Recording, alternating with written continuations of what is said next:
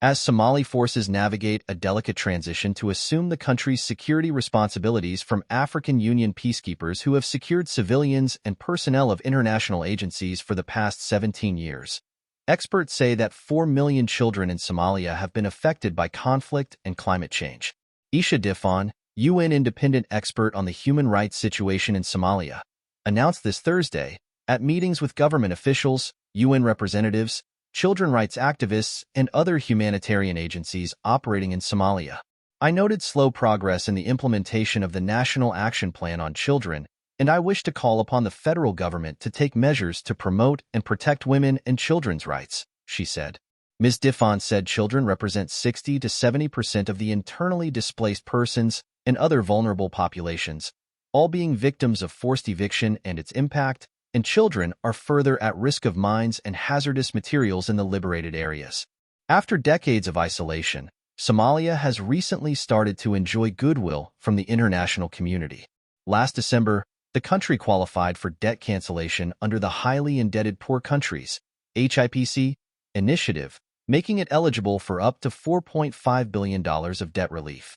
The UN expert urged Somalia to use debt forgiveness and channel the funds and money from other lenders where the government is sourcing funding for the country's rebuilding into sectors that will produce a healthy, educated population.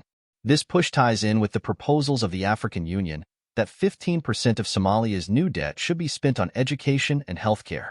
In December 2023, the Somali Security Conference held at the UN headquarters in New York delineated the government's strategic priorities and roadmap for the security sector over the next 6 years, including the requirement for international support.